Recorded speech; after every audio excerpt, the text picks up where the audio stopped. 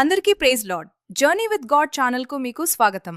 ఈరోజు introduction of the Bible part 1లో Bible గురించి కొన్ని విషయాలు మనం తెలుసుకుందాం. బైబిల్లో ఎన్ని పుస్తకాలు ఉంటాయి? పాత నిబంధనలో ఎన్ని పుస్తకాలు ఉంటాయి? కొత్త నిబంధనలో ఎన్ని పుస్తకాలు ఉంటాయి? బైబిల్ ఎలా వచ్చింది? మనం తెలుసుకుందాం. ఈ వీడియో చివరి వరకు చూడండి, లైక్ చేయండి, షేర్ చేయండి, సబ్స్క్రైబ్ చేయండి, మీ ఫ్రెండ్స్, ఫ్యామిలీ మెంబర్స్కి షేర్ చేయండి. మీరు కూడా అనేకులను బలపర్చినవారవుతారు. Introduction of the Bible.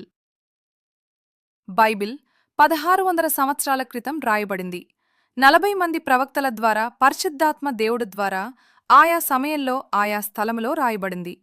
Bible యొక్క విశిష్టత ఏమిటంటే, బైబిలును మొదటి నుండి చివరి వరకు ఒకరే రాయబడినట్లుగా ఒక పుస్తకానికి మరో పుస్తకానికి లింక్ ఉంటుంది.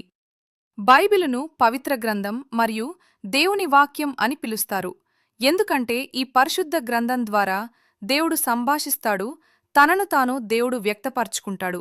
ఇది క్రైస్తవ జ్ఞానం యొక్క ప్రధాన మూలం.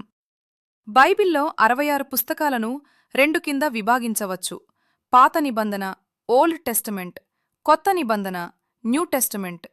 పాత నిబంధనలో 39 పుస్తకాలు ఉంటాయి, కొత్త నిబంధనలో 27 పుస్తకాలు ఉంటాయి.